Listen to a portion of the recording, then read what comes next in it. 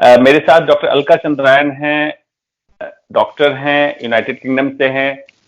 आज मैंने इनको इसलिए साथ लिया है कि मैं एक बार समझना चाहता था कि कहते हैं ना, दूर के ढोल सुहावने। तो ये मुहावरा ये भी जानती हैं और मैं इसलिए इनको साथ ले रहा हूं कि हिंदुस्तान से भी परिचित हैं और विदेशों में, यूनाइटेड किंगडम में क्या चल रहा है। लॉकडाउन करीब करीब एक ही समय दोनों जगह स्टार्ट हुआ है, वहां भी बढ़ाया गया, यहाँ भी बढ़ाया गया। बीमारी सेम ही है, कोविड कोरोना का जो संक्रमण कह रहे हैं। तो मैं डॉक्टर अलका से ही जानना चाहता हूँ किस तरह से वहां से नियम का पालन हो रहा है, क्योंकि आप जो हिंदुस्तान में मुझे देख रहे हैं, आप जानते ही हिंदुस्तान में बहुत सारे नियम तोड़े जा रहे हैं, बहुत सारी दिक्कतें आ रही हैं, डॉक्टरों को दिक्कतें आ रही हैं, पुलिस को दिक्कतें आ रही हैं। डॉक्टर अलका, आप क्या बताएंगी, कैसे आप लोग वहां नियम का पालन करती हैं? आप तो डॉक्टर हैं, इन जनरल पब्लिक कैसे पालन कर रही है? Thank you doctor Anshuman. सबसे पहले तो ये है कि नियम सभी के लिए बराबर है, बिल्कुल वही है। हम लोग डॉक्टर होते हुए भी हम लोग भी बिल्कुल वही कर रहे हैं जैसा पब्लिक को बोला गया है। कम्युनिटी इन्वॉल्वमेंट यहाँ बहुत है, जैसे वेबसाइट्स हैं एनएचएस के अम्ब्रेला के अंदर, वो पूरे पब्लिक के लिए है, ना सिर्फ मेडिकल प्रोफेशनल्स के लिए नहीं। ऑफ कोर्स मेडिकल प्रोफेशनल्स के लिए अलग वेबसाइट भी है, लेकिन बहुत सारी जानकारी पब्लिक को दी जाती है। gov.uk की वेबसाइट है, तो उससे क्या होता है कि कम्युनिटी इन्वॉल्व होती है और कम्युनिटी में भी, लोगों में भी एक रिस्पॉन्सिबिलिटी, एक अकाउंटेबिलिटी आती है कि मेरी भी ये जिम्मेदारी है।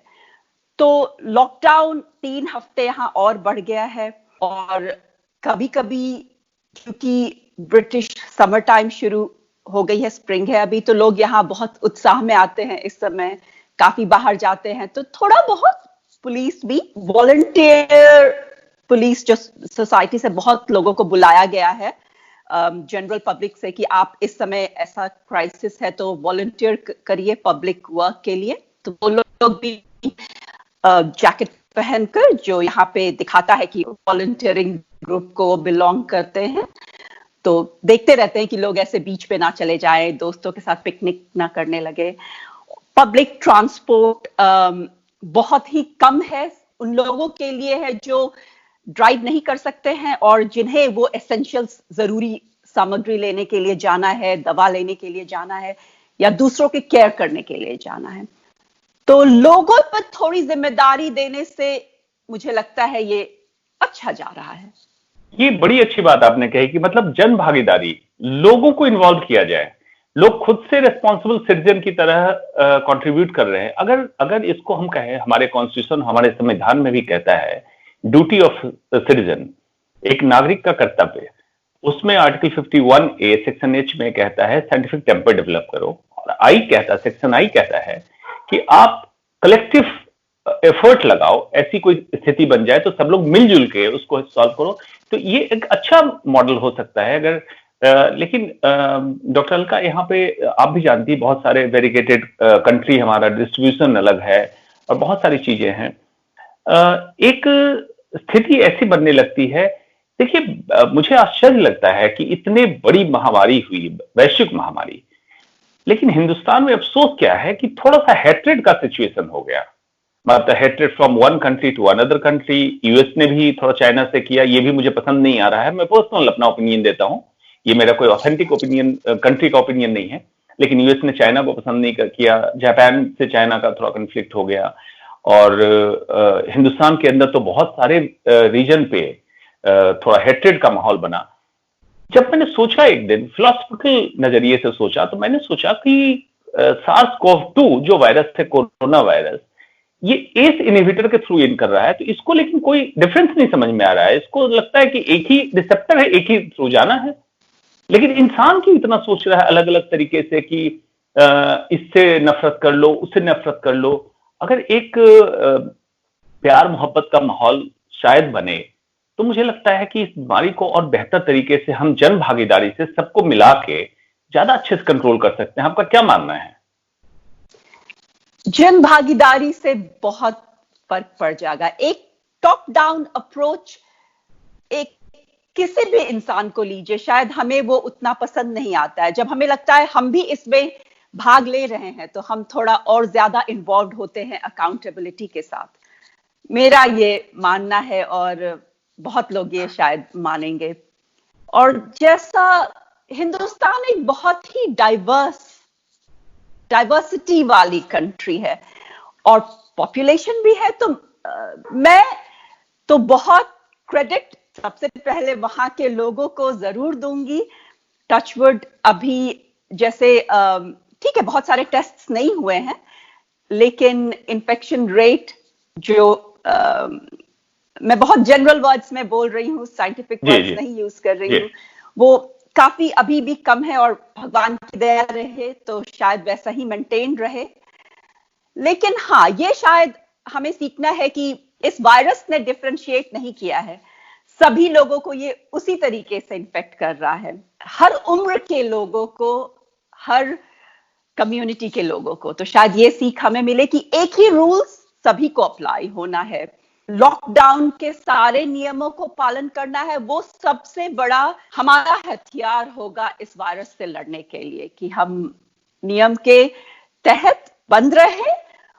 और बंद एक शब्द, सिर्फ दरवाजा बंद होने से हमारी जिंदगी बंद नहीं हो जाती है, हम बहुत कुछ उसमें कर सकते हैं, बच्चों के साथ, परिवार के साथ, दोस्तों के साथ।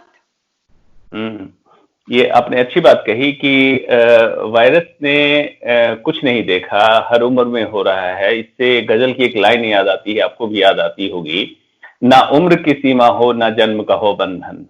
तो वायरस तो यही सोच रहा है, लेकिन इंसानों में पता नहीं क्यों नफरत की इतनी बात हो गई है। एनीवे, जो आप कह रही थी बंद, जिसको लोगों ने लॉकडाउन और एक अपने ऊपर प्रेशर बोझ समझ लिया, आप शुरुआत करने जा रही थी, मैं समझ गया था आप यही, मतलब अपने आप के अंदर बंद करके अपने आप को झांको, मतलब अंतर मन को झांको, सेल्फ इंटरलाइजेशन, मतलब इंटरनल इंजीनियरिंग की कुछ आप बात करने वाली थी, ऐसा मुझे लगा कि बहुत अच्छा समय मिला है अपने आप को झांको। क्योंकि मेरा भी मानना है कि अगर अंतर मन के अंतर द्वंद को, उसके समाधान ढूंढने के लोग बाहर जाते हैं, और जब बाहर जाना बंद हो जाता है तो बेचैनी होती है।